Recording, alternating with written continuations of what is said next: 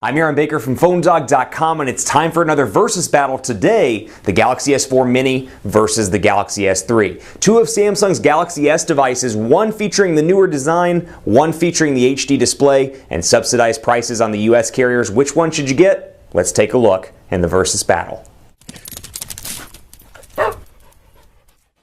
It's time for another versus battle, which is essentially a condensed dogfight where we take two phones on the market, pit them together, and tell you the pros and the cons of both. One over here, the Galaxy S3. The one over here, the Samsung Galaxy S4 Mini. And as I talked about in my Galaxy S4 Mini review, I was kind of frustrated. I was like, this thing is really expensive. There's no reason for anybody in the US to really buy this because you can get this for so cheap, subsidized on a carrier, and even unlocked, it's not as pricey in most cases as the Galaxy S4 Mini. So specs-wise, let's give it a rundown. Over here, you've got a 1.5 gigahertz dual-core Snapdragon S4 CPU. You've got 2 gigabytes of RAM, a 4.8-inch 720p Super AMOLED display here, so an HD display, 8-megapixel camera on the back with 1080p HD recording, a 2,100 milliamp hour battery. This is the AT&T version, which you can tell by the red, obviously, which at least to date has been an AT&T exclusive in the US. 4G LTE connectivity on AT&T.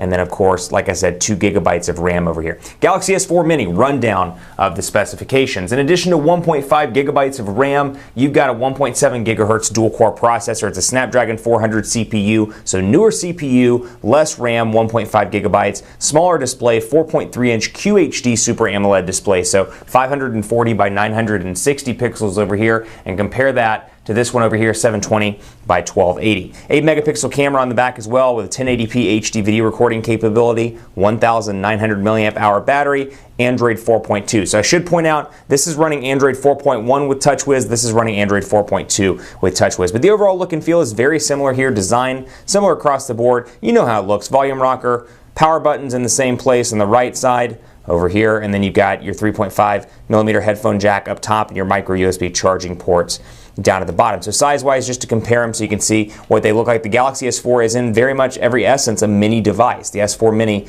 is small. It compares to something like the Apple iPhone 5 or something of that nature in terms of size. The Galaxy S3 is a little bit of a larger device all around. It's got that pebble look and feel as we've talked about extensively in Galaxy S3 videos, but the overall look and feel of these devices very similar all across the board. You can see the shortcuts up top, but you can tell because this one is running Android 4.1, you don't get the ability to edit stuff over here like you do with this one, which is running Android 4.2. So I can customize those lock screen settings around, and when I want to go into settings, I can go in. Just to show you some of the differences here, it's not tabbed out over on the Galaxy S4 Mini like it is on the Galaxy S3. The real differences here reside obviously in the specifications and the screen size as well. Compare it to something you would take a picture of, for example, and both of these have 8-megapixel cameras. So I just take the same picture so you can see. And we'll do it of the HTC One, the black HTC One over here. And we'll take a quick picture with both just so you can see what it looks like. Boom. There. And we'll do it over here as well. Get the focus in there. Oh, it's not one to, there we go, boom. And so you've got on both of these 8-megapixel shooters, but I want to show you what they look like when you're in full screen mode, just to give you an idea here. Screen rotation on of what it looks like having a bigger display versus a smaller display. So 4.3 versus 4.8, it may not sound like a lot, but you can really tell the difference in day-to-day use. There you go.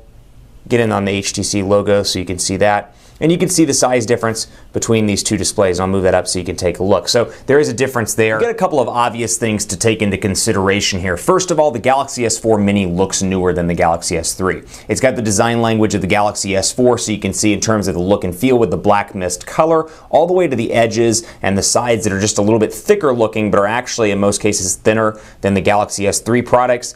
It's got everything that looks like a Galaxy S4, a member of the Galaxy S4 family. Galaxy S3 does look a little bit dated. It's been around for a while, so that's something that bothers you. That'll be a factor to consider in this whole pros and cons battle between these two devices. But we'll go into Quadrant Standard here and take a look, and we'll talk about AT&T and the carriers versus buying something unlocked just after that, and that will round out our battle between these two. Quadrant Standard loading up on both units, and I'll flip these so we can take a look here at what they look like. Run the benchmark. We'll run it over here as well. Battery life about the same on both of these units. You've got an HD display over here, so even though it's got a bigger 2,100 milliamp hour battery, the overall battery life is about the same. I get about 11 hours of moderate use on the Galaxy S3 and 13 to 14 if I'm really light on the use versus what I typically do with my device. Over here, 1,900 milliamp hour battery, and with a quadrant, or excuse me, with a quadrant standard, with a QHD display, clearly a play on words there, 4.3-inch QHD display, making about the same amount of time on this device, and both charge pretty quickly.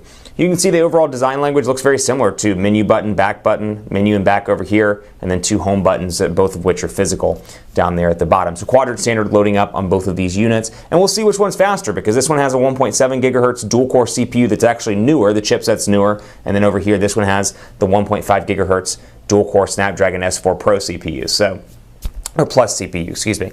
And so, you know, it's a little bit slower, a little bit older. So we'll see how it plays out.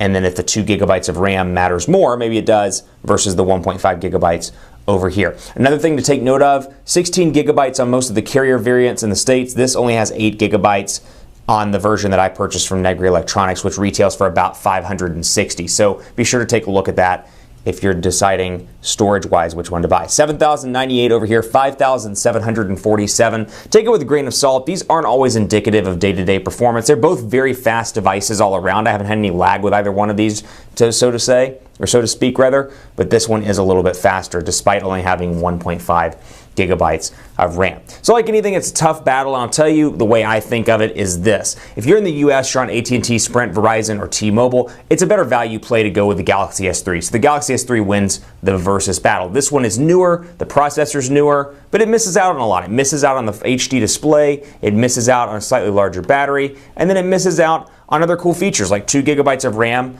and then at least in the States, availability subsidized on carriers. You can get this anywhere from free to $99 depending on your carrier. Over here, if you want to buy this, you can buy it. You can buy it unlocked at Negri Electronics and bring it in, but the cost is expensive and prohibitive for a lot of people, $550 to $600. Keep it locked on the site for continuing coverage. I'm on Twitter at PhoneDog_Aaron. Let me know what you think of this versus battle. Facebook as well, facebook.com/HiAaronBaker. Thanks for watching. I'll see you next time.